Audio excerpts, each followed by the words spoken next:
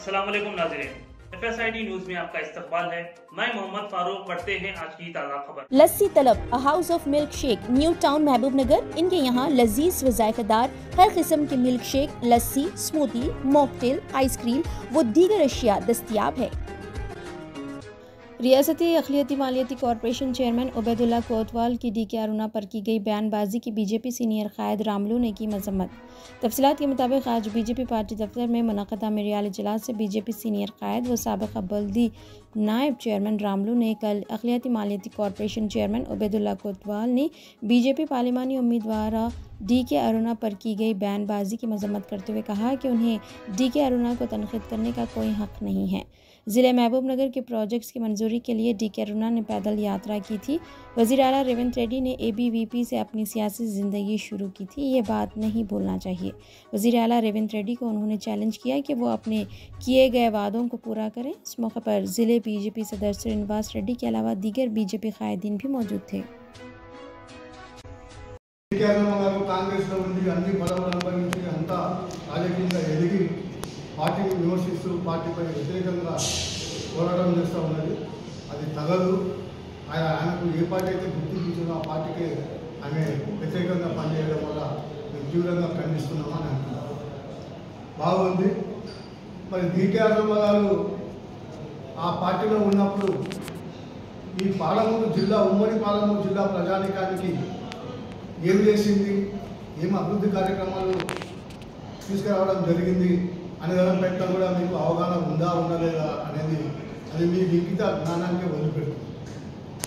DK అరుణ గారు అప్పుడు ఎమ్మెల్యేగా మంత్రిగా ఉన్నప్పుడు ఈ జిల్లాలో తాగునీరు సాగునీరుకై ఎంతో కష్టాలకు వచ్చినటువంటి రైతాంగానికి తాగునీరు సాగునీరు ఇవ్వాలని చెప్పి గద్వాల నుండి హైదరాబాద్ వరకు పాదయాత్ర చేసి ఆ యొక్క సమస్యల పరిష్కారం కోసం పాటుపడ్డది DK అరుణ కాదా, ఆ విషయాన్ని కూడా మీరు ప్రజలకు చెప్తే బాగుండేది అని చెప్పి నేను ఈ పత్రికాముఖంగా మిమ్మల్ని కోరుతాను. అదే రకంగా మీరు రేవంత్ రెడ్డి గారు ఈ జిల్లా కోసం తాగునీరు సాగునీరు కోసం అనేక అభివృద్ధి కార్యక్రమాల కోసం చిత్తశుద్ధితో పనిచేస్తున్నారు. అలాంటి రేవంత్ రెడ్డిని కూడా అరుణమ్మ గారు విమర్శిస్తున్నారు అంటారు. అసలు ఈ రేవంత్ రెడ్డి ఎవరు? ఈ రేవంత్ రెడ్డి యొక్క రాజకీయ బయోగ్రఫీ రేవంత్ రెడ్డి నా చిన్ననాటి నుంచి నాకు తెలుసు. అఖిల భారతీయ విద్యార్థి పరిషత్లో ఒక కార్యకర్త, తర్వాత రాష్ట్రీయ స్వయం సేవక సంఘ సభ్యుడని చెప్పి గర్వంగా చెప్పుకొని తిరిగినటువంటి మహానుభావుడు ఆయన. మన ఏ రాజకీయ వారసత్వాన్ని పుంజుకొని నువ్వు రాజకీయాలకు వచ్చినావో మీరు రేవంత్ రెడ్డిని కూడా ఒకసారి అడగాలి. ఏదైతే అరుణమ్మ గారి గురించి మీరు అడుగుతున్నారో మరి మీరు రేవంత్ రెడ్డి గారిని కూడా అడగాలి. మరి రేవంత్ రెడ్డి గారు మీ యొక్క రాజకీయ వారసత్వం ఏంటి, మీరు ఏ పార్టీ నుంచి ఎక్కడికి వచ్చిండ్రు అని అతన్ని కూడా అడిగితే బాగుండేది, అది ప్రజలకు చెప్తే బాగుండేది అని చెప్పి మేము ప్రశ్నిస్తున్నాం.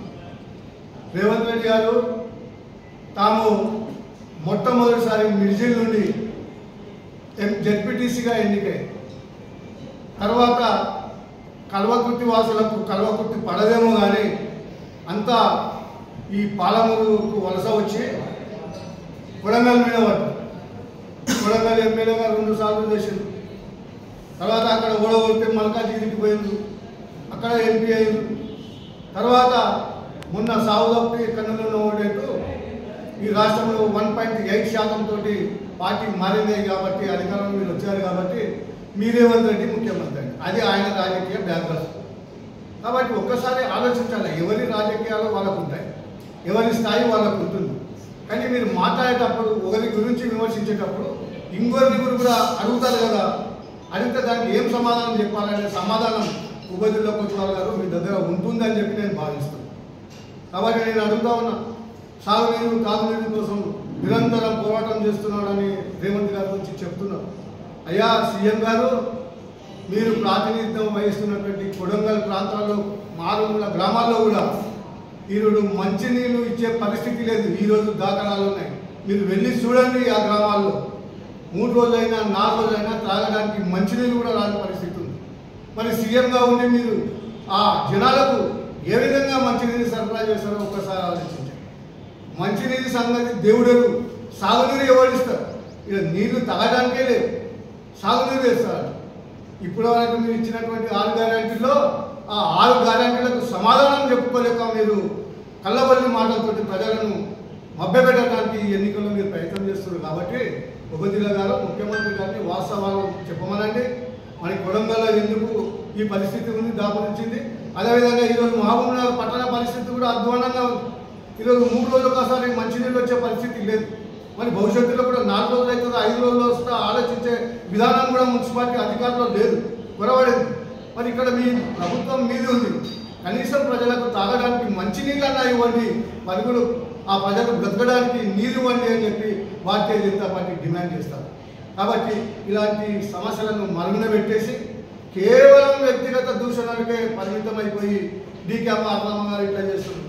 అంటే మచ్చలేని మహానాయకుడు అంటే వంశీచంద్ర రెడ్డి ఒక విద్యార్థి నాయకుడిగా, ఒక యువజన నాయకుడిగా రాజకీయాలలో చాలా మచ్చలేని మహానాయకుడిగా ప్రజల ముందుకు వచ్చినారు. నేను చెప్తా ఉన్నాను, ఆయన నీకు మచ్చలేని మహానాయకుడవే, సరే నువ్వు మచ్చలేని మహానాయకుడవే, మరి ఒకసారి ఎమ్మెల్యేగా గెలిచినావు.